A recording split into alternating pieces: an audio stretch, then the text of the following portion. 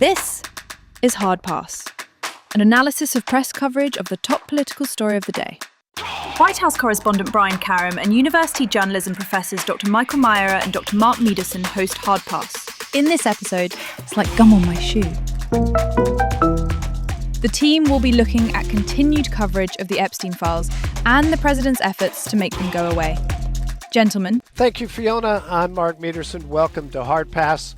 With me, as always, Dr. Michael Myra, journalism PhD and assistant professor of communications at the University of Wisconsin-Milwaukee. Dr. Myra, good day, sir. Hello. Yes, greetings from my phone because the internet decided to conk out here on a hot day in Milwaukee. Oh, I hate it when that happens. Also, the real big dog of this three-member team, White House correspondent Brian Karem. Brian, say hello to our worldwide audience. Peace, love, and I hate it when we get conked out by the internet. What are you going to do? I had a date like that once. Ooh, Rodney makes an early appearance.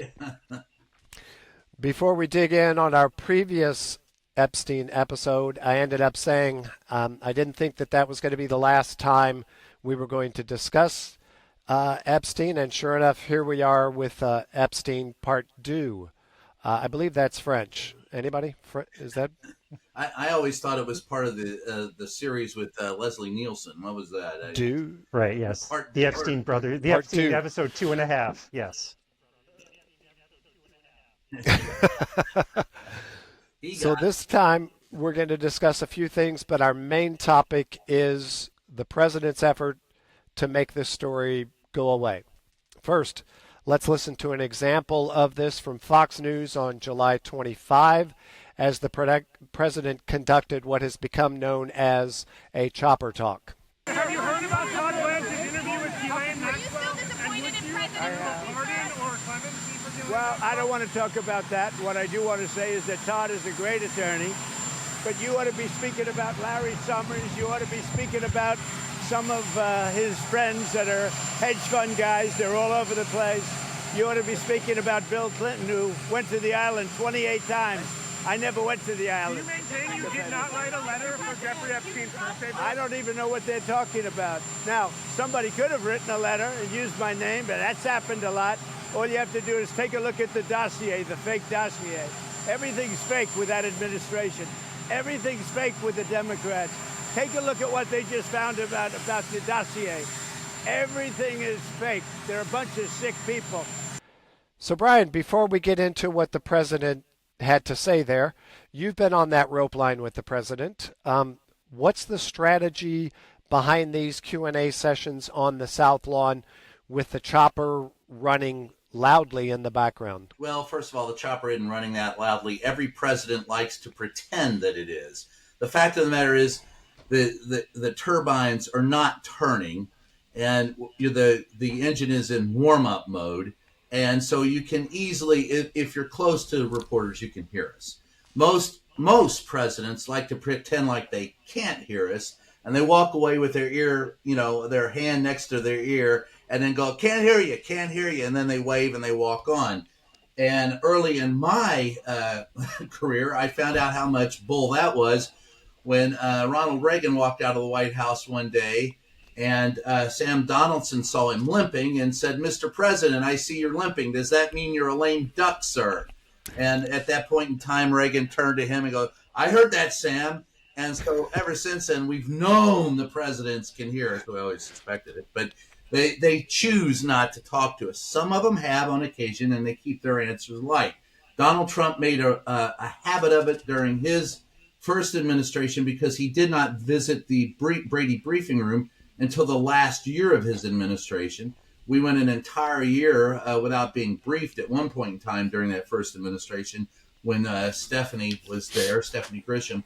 And Donald Trump would therefore pick places where he could speak to us briefly, cut us off, and ignore follow-up questions, which you notoriously cannot do in the Brady briefing room. I mean, you're going to have a person ask you a question. Normally, if you don't ask it, somebody else is going to follow up and ask the same question or a derivation of that question. But if you can't hear what the guy is shouting at the president 5, 6, 7 people down, because we're all compacted in a very small space and everyone's trying to talk. And the president will often look right at the person that he's answering the question of and say it soft enough so it can be picked up by cameras, by mics, and by that reporter, but not the guy who's in the back of the crowd 20 people away. It's all a stratagem by Donald, and he's done it remarkably well. He's very good at theater, and he knows how to conduct. His whole damn administration is theater. So when you get out there and you're trying to ask him a question, first of all, it's got to be pointed. A lot of reporters like to go on, especially in the Brady briefing room, and go, in 1987, this occurred, and then that occurred, and then this happened, and then that happened. And sometimes, a lot of times, those questions will be longer than the 3-word answer that the president will give, like, no, you're wrong. Next. And so the reporter may feel happy about themselves for being on camera and getting their viral moment, but the information that you seek, you don't get. So what you have to do, the chopper talk sessions really make you hone your voice to the point, and those questions, and you have to edit them down to 15 words or less. And 2 of them always include Mr. President. So you have to really hone that Mr. President, why did you give Jeffrey Epstein money? Instead of saying, well, this says this and this says that, and they think you gave Jeffrey Epstein money. You have to be direct. And it's actually a great school for teaching reporters how to ask a simple, direct question. There's no better question to ask. It's the ones that, and you also have to get to the point where you're not giving them an open-ended question, where in fact you're asking a question that they can deliver an answer to, and you can hold them accountable in a brief talkback if you have to. So that's the goal. And we work together. We have worked together, pooling those questions. So he's going to get out here. What do we need to ask him about? Now, during this administration, we all know what the right-wing reporters are going to ask. The rest of us, real reporters, have to, try to get some stuff in there that he doesn't want to talk about, particularly Epstein. So that was the case with this one. It was asked again. Rob Crilly asked in Scotland yesterday the very same question, and Donald Trump dismisses it. But you've got to keep asking it because the issue is still out there, and any answer he gives is going to be relevant to the ongoing story, which includes his former personal attorney now acting on the benefit of the DOJ, engaged in witness tampering, trying to bribe a convicted sex trafficker and predator. So that's a huge story. You have to stay on it. So that's the goal behind it. Simple, direct questions as succinctly as possible, unlike the answer I just gave you. Hi, Brian. Good stuff, Dr. Meyer. We've named the episode It's Like Gum on My Shoe because this story seems to have a great deal of sticking power. In media parlance, this is known as having legs. When most stories today run their course in a matter of a day or even a few hours, what is it that's making this one stay stuck in the news cycle's treads? And do the president's attempts to make it go away seem to have something to do with that? Right. In a short answer, yes, his efforts do. But let me explain what I mean by that, because we shouldn't think of news as this thing that kind of floats out over the world and just everybody is. It just like a cloud, like news rains down upon us. As Brian has just explained, there's a lot of work that goes into to getting answers, right? To asking questions in a way that's going to get answers. There's no magic, right? It's all a lot of hard work, a lot of people doing a lot of things. So what's happening here is that the president continues to, 1, talk about it, but 2, the way that he, every time the president takes the podium or stands in front of the chopper, every time the press secretary walks up to the front of the briefing room, they're playing a home game, to use sporting parlance, right? They can announce whatever they want. It's a country of 350 million people. It's a large executive branch, even after Elon's reductions in force, right? There's a lot of people, there's a lot of things that they can say that are going to drive news, because what the White House does, what the president says, is newsworthy, and that's every president. The problem that they have run into, of course, is that, one, they can't stop talking about this, right? In a lot of ways, they don't have anything else to announce because they've passed their main bill. Their other policies are not polling particularly well. There's not a lot of other things that they have to talk about that would change the agenda. I mean, the House just shut down rather than have to vote on Epstein-related bills. So what they've done is that the reason why this story has legs is because there's always more questions to ask, right? A story dies when there's no new information to uncover. What we have here, though, is every step that the White House seems to be taking about it creates more questions and creates opportunities for opponents of the White House's handling of this, be it Democrats or be it MAGA media, who are unhappy with the president's choices to how to engage with this. They're able to generate new concerns, new problems, new ways for new stories to write. Right? There's another angle to pick up today and another angle to pick up tomorrow. Stories stop when there's no new information. And what this White House has been unable to do is stanch the flow of information. Well, actually, it's quite the opposite. They've increased the flow, and it's their own self-inflicted wounds that continue to drive the story. For example, Donald Trump came out yesterday and said he never had the privilege of being in Epstein Island. And that just, people go, well, wait, whoa. You never had the privilege of being with a pedophile sex trafficker. You know, you're not really answering the question, right? And I'll remind everyone, this is one huge self-inflicted wound. There was absolutely no reason at any point in time to mention any of this about Epstein. It had kind of, to your point, Michael, it had kind of faded after, he promised during the campaign that he would unleash the information and come out with transparency and turn over the files. He's the one who came out and said there are no files after admitting that there were. And then Pam Bondi came out and said no files. And he said, oh, there are files, but, they're all made up. It's the same thing that occurred with the raid on Mar-a-Lago. There were no classified files. There were classified files, but the FBI put them there. There were classified files, but by the way, MindMeld made them unclassified. And so that continued until it went to court. What killed that story was it finally ended up in a court of law, and a judge said, all right, enough of this nonsense, and they've slowed it down. So there's really no new information to be held on this story until it goes, if it ever goes, to court. But this is different because the last place anyone wants this particular story to end up in is court. And at the same time, there is a woman in prison who was a predator, a sexual predator. This is very ugly stuff. And no one on the right and no one on the left likes it.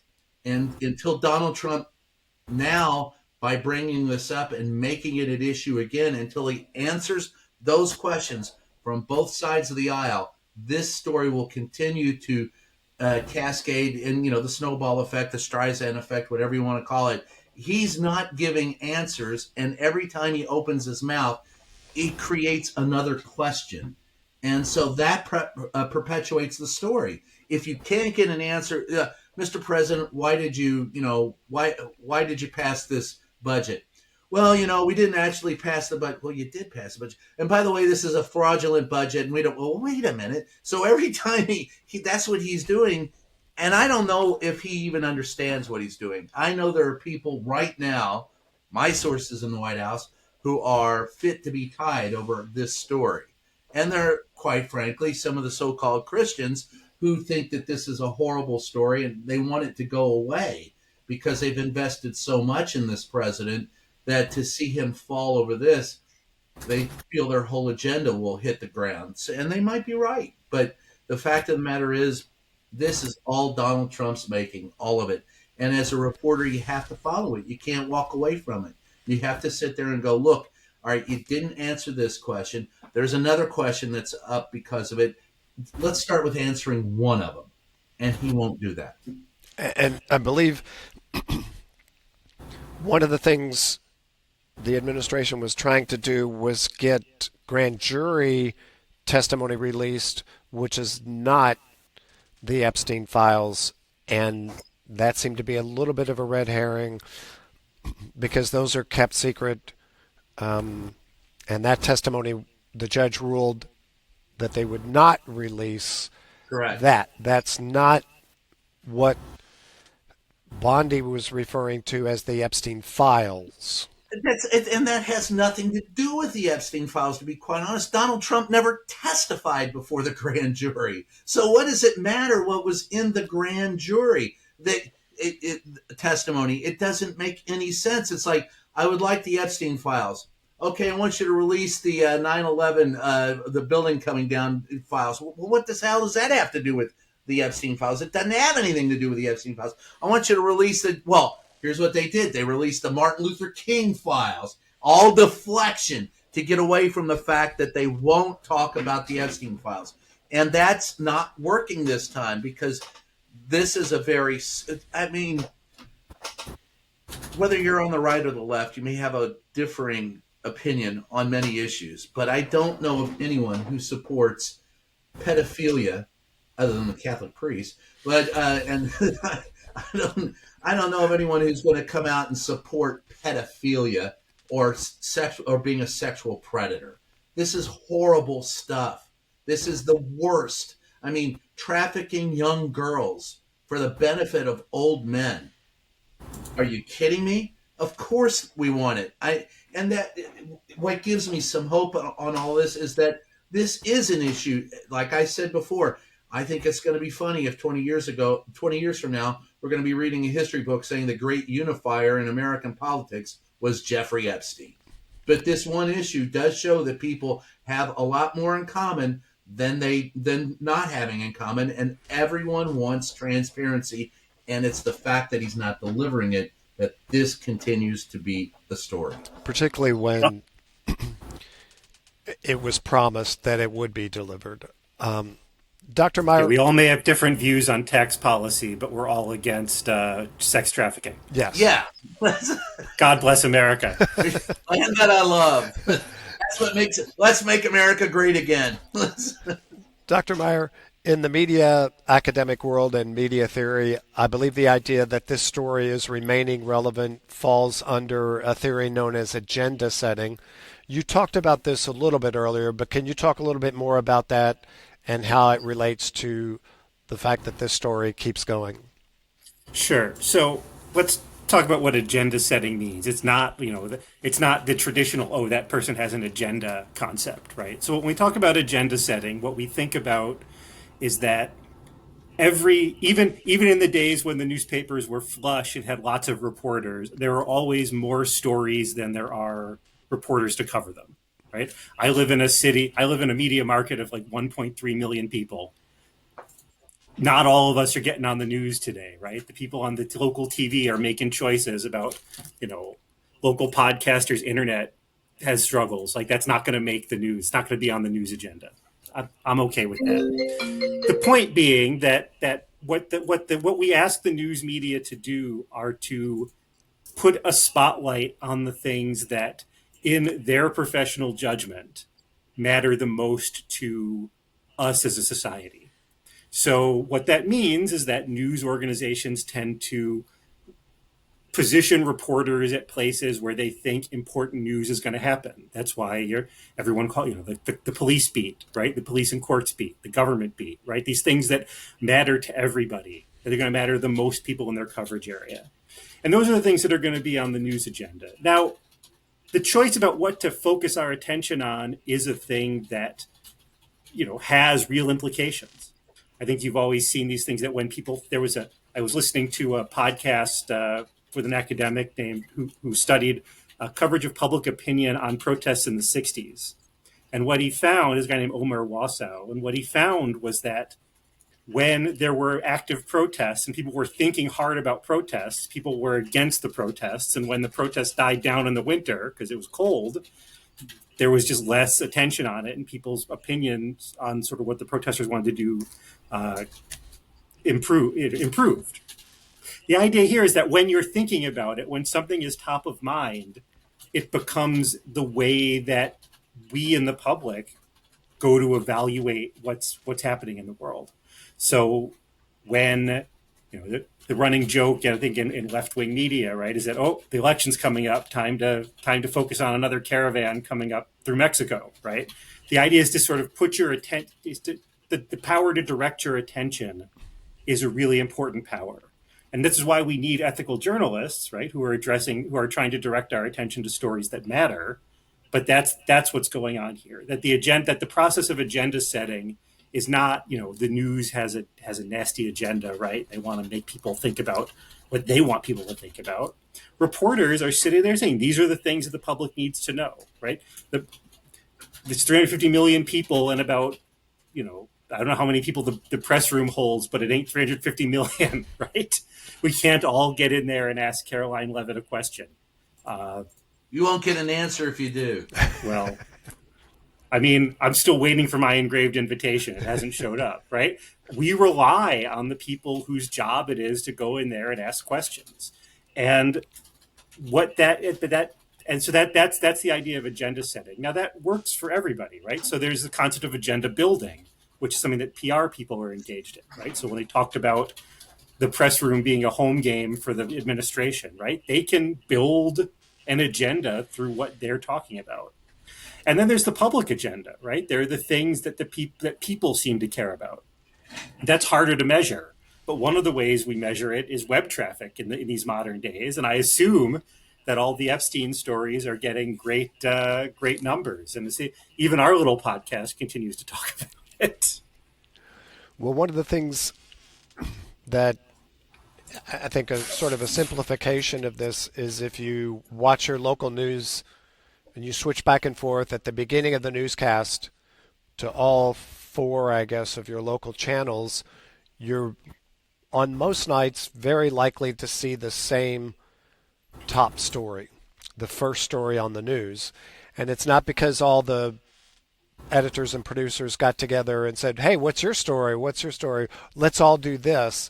It's because that agenda setting, the news values tend to be very similar, and they all tend to agree on what is likely the most important story in town that day, or even on the national news. It could be a very similar thing.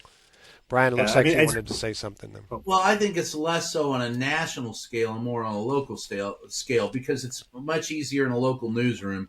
Huge fire destroys 38. Well, that's going to naturally that's a lead.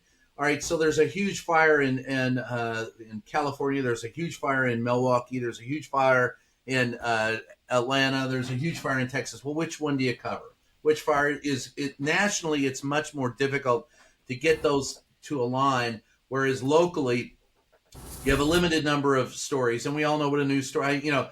It's like Justice Potter said about pornography. I can't define it, but I know what it is when I see it. You know what a news story is when you see it and you're in the newsroom. You're sitting there on the news desk and you have a limited amount of resources in television. So you got maybe 4 or 5 reporters and 4 or 5 cameras. And you're going to go to, all right, we know the city council is going to deal with this. Well, everyone's going to send somebody to the city council. You may get a different view or a different interview, but you're going to get the city council story. There's a huge wreck on I-10, 3 dead. We're there. The police, and then you're going to have what differentiates what makes local news different on that agenda setting is investigative reporting. So when you have a dedicated investigative reporter who can go after some of the stories that aren't normally on the radar but are of great public or political import, and they can spend time on it, they can advance that story in ways that the normal reporter who's just covering a beat or general assignment reporter on any given day cannot do. And you can promote it a little bit. And that's how you differentiate yourself at a local television network or radio or even or newspapers is by the stuff that you have that no one else has. But otherwise, it's going to look pretty much. I mean, you're all going to. All right, so you're going to have 2 blocks of news. You're going to go to weather. You're going to have your weather guy come out and dance around and tell the weather. You're going to have your sports, and it's going to be the same sports. You might have you might have somebody different interviewing somebody different, for a feature story. But you're going to lead with a Padres if you're from San Diego. You're going to lead with a Yankees, Mets, or whoever's played today in New York. So those things are much easier to understand why things are the same. Now, when you get to the national level and you have to decide what the big story is and how to set your block, there should be a little bit of differentiation there based upon decisions that are made. But again, you will see them align more often than not. We train journalists, like Mark and I train journalists, right? We know that we have a certain set of ideas that we teach them about sort of what a news story looks like. I railroad them. That's right. We have a lot of ideas about what a news story is supposed to be. Our students are not news junkies. They don't come to journalism. So they come to journalism school because they vaguely think that it's important to tell what's going on, but they don't personally watch a ton of news. Why did you come to journalism? I came to journalism. I started because it felt important. This is a long story. There was a murder in my dorm room in New York City. I was on the 5th floor. It was on the 5th floor, and it happened I was living on the 8th floor. The murder was on the 5th floor. It's New York City.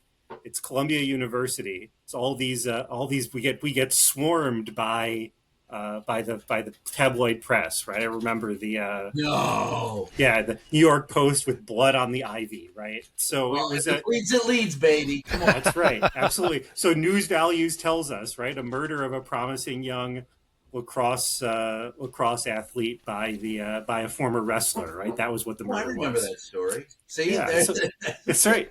And so, to me, what got me into journalism was seeing the way that covering news sensitively from our little community's perspective, right? We didn't not tell the truth.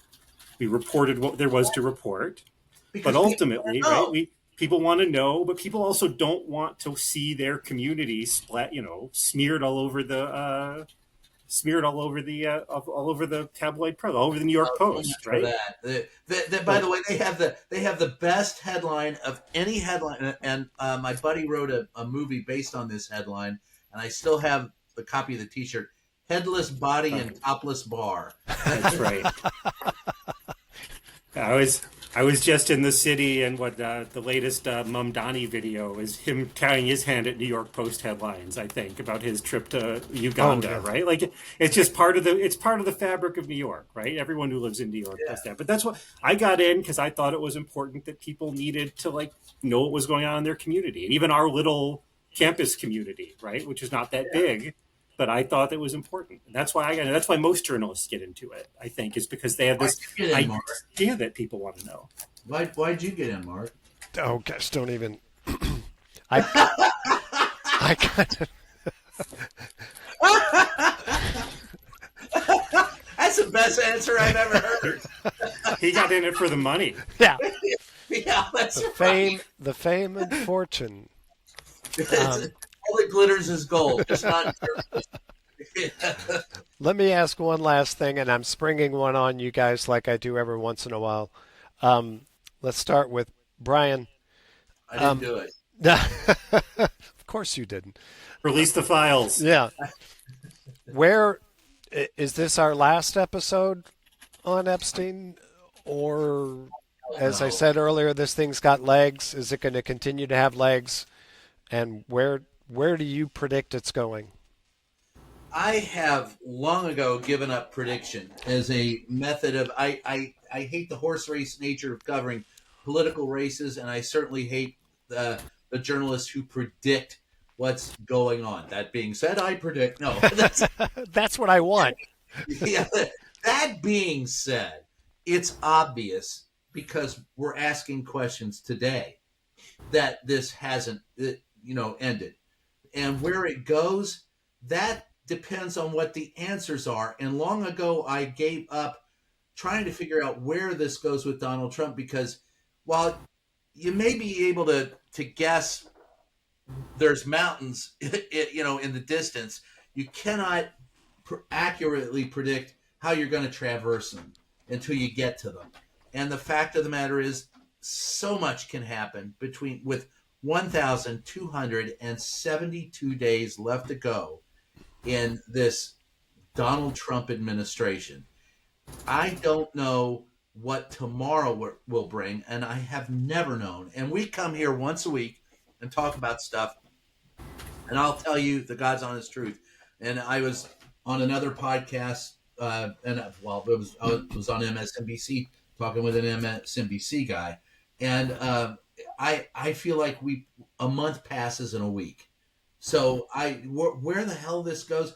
The fact of the matter is, here's one fact that I feel safe giving everyone as far as predictive. I do not believe this goes away until it is answered fully. And Donald Trump has set himself up by supporting conspiracy theories that this will not go away, even if he thinks he's answered it fully.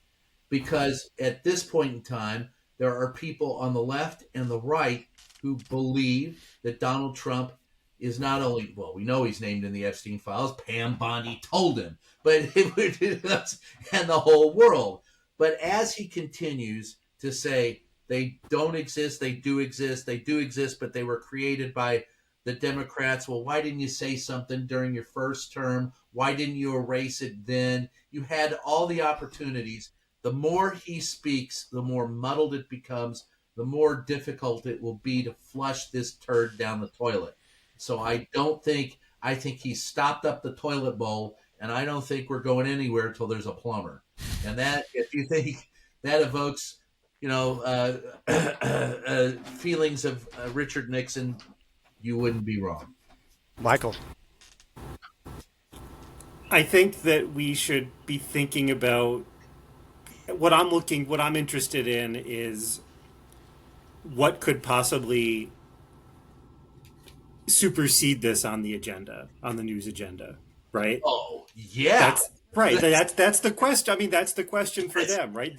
They are casting around looking for things to supersede this. I hate when people talk about, oh, this is a distraction. This is a distraction. No, it's not a distraction, right? What they're doing is trying to win some news cycles, which is to say, get people to write about whatever else they want them to write about. Like I changed my fantasy baseball team to the Washington Whatevers based on the tweet that he did about changing the Washington football team's name.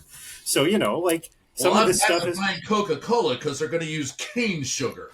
Right. Like it really is all about trying to find something that is going to captivate audiences and captivate journalists, get them to focus on things. So, but some of that is what would it be, because he's been ineffective at doing that so far.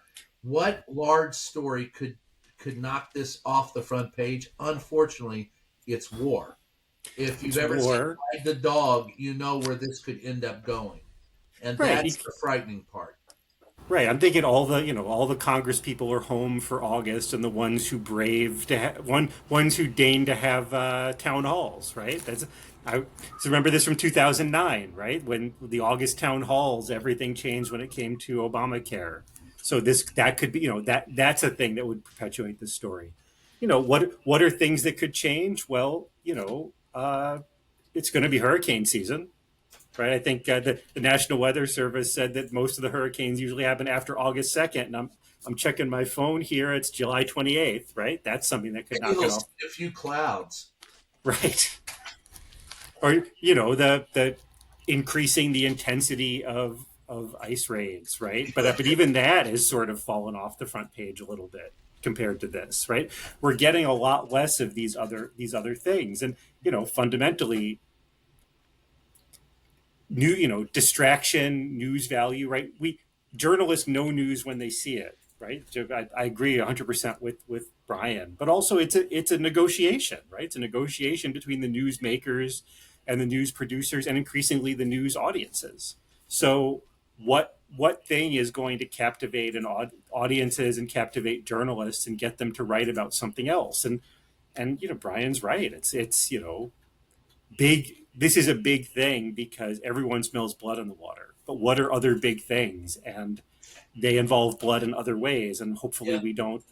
Hopefully it doesn't come to that. Like hopefully they can, do this. I also think that the fact that it seems pretty clear that they're trying to work out a deal with Ghislaine Maxwell, who is no prize, as Brian has pointed out. I think that that is actually something that actually behooves Trump's opponents to continue to talk about, so that when she gives whatever testimony she's going to give, they'll have answers to that, because I know a lot of people believe that testimony is going to be highly selective, Well, based on the interview she's doing now. That won't get it, because if he signs an immunity deal, or he kicks her out of prison, or he absolves her, or give mea culpa maxima culpa, does a Pope wave over and ships her off to home, and kicks, that's not going to work, because if she only comes forward and says Democrats were behind it, there still is the question as,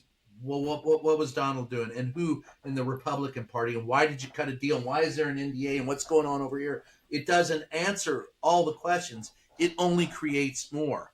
And this is the self-defeating part of it. This is because Donald Trump, he is excellent at shooting himself in the foot. He's excellent. He's like a lower life form. You can take off one of his limbs and he'll grow it back. But this one isn't working. And that's because this is one that he created himself, and it is of such an obvious nature as to what's going on that he can't wish it away. He can't wish people into the cornfield. It's Right. that, and people just want the answers. And the more he keeps you from those answers, or the more he tries to obfuscate, the more obvious it is, even to his former. I mean, how would you like to be a loyal Donald Trump supporter, and go, wait a minute, I just want an answer to, you said you were going to make it, available. You were going to be transparent. And he comes out, I don't need you anymore. Well, how the hell do you think you feel at that point? You feel like you've been screwed. And I got news for you. That's what got these people behind Donald Trump, was they felt like they had been marginalized, had been screwed by government. And here was a guy, what they heard was not the grift. What they heard was a man saying, I will be transparent. I will drain the swamp. And every one of us knows there's a problem with the federal government. It's just that Donald Trump isn't the answer. And most of us have seen that. But those MAGA supporters, until this particular event, many of them had not seen it. And now that they do, I mean, if you've got the shaman, the MAGA shaman coming out, going, dressed up in the Moose Lodge hat from the Flintstones. Yeah, that's if you're doing that, if you got that guy going, you're a fraud, you got problems. And he's not helped himself.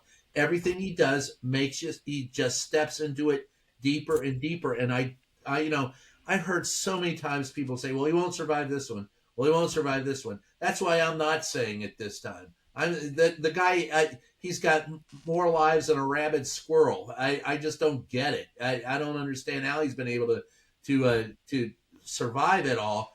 But this time smells different because of his reaction, and because of the fact that his own MAGA supporters have now been incensed by his actions and see that he is a charlatan. And that doesn't bode well for Donnie. But I'm not going to predict anything. Yeah. Ghislaine Maxwell come out and say, it was all Democrats, but in 2001, Donald Trump was a Democrat. So that could be the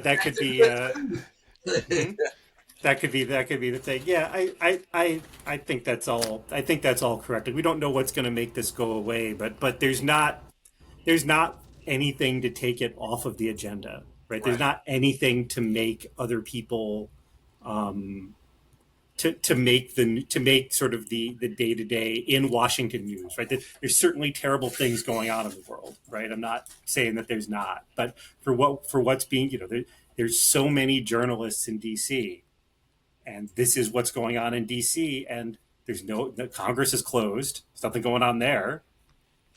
What else? You got a lot of energy in town, unless the Nats do really well. I mean, that's why I think at the end of the day, he's going to have to call Robert De Niro in there from, Wag the Dog, Conrad, whatever his name was, and create a war in Albania. That's the only way. I don't know if either of you seen the movie, but I mean, that's how, and it's just, honestly, it's almost eerily similar. A president who got caught with a Firefly girl, a Girl Scout molesting a young girl. That's pretty freaking nasty stuff. And so it's going to take a huge story to drive this off the front page. And that's what frightens me is how desperate will Donald get? And now he's talked about sanctions on Russia. He moved it from 50 days to 10 or 12. He hasn't made up his mind yet. But that's an issue that could be a touch point. The war in the Middle East. He's already said with Bibi last week, he said, just get this over with.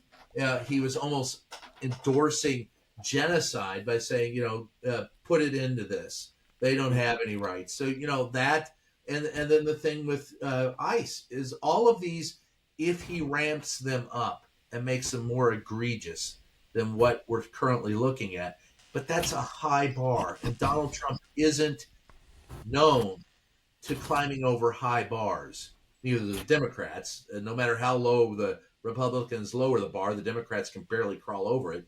But that's exactly where we're headed. It's going to have to be something like that will take that off the front page. And I don't know what that is, and it's frightening to think of what it might be. I think the core line that we teach all the grad students, we teach agenda setting, right? The news doesn't tell us what to think, but it tells us what to think about. Right. What else are we going to think about? There are plenty of other topics maybe we ought to think about, but what else are we thinking about as a collective body politic? This is the main thing. And so what do you do to make us think about something else? Well, and I'll make my prediction. I've made Mark's doing a prediction. at least one of us is gonna. At least one of us is brave. He's gonna do Karnak and the Magnificent. Ooh. Sis bang boom. Sis boom ba. Sis boom ba. That's what a Latin says when it blows up. But I made this one before, and that is, I predict we'll be talking about this one again. So. If anyone is interested in learning more about the story of both Epstein and Maxwell, I recommend the book or the documentary called Filthy Rich. It's a 4-part documentary series. It was released in 2020, but I think it's probably more relevant now than it was when it was released. I hope our audience today found our discussion to be helpful when it comes to understanding why this story continues to persist in news media, why it continues to have legs. Thanks, Mike and Brian. We would appreciate it if you, and I know this is what all the kids say, smash the like and subscribe, or hit. Join us again soon for another edition of Hard Pass. And now it's time for Fiona to take us out. Thank you, Mark, and thanks to our listeners from the whole team here at Hard Pass.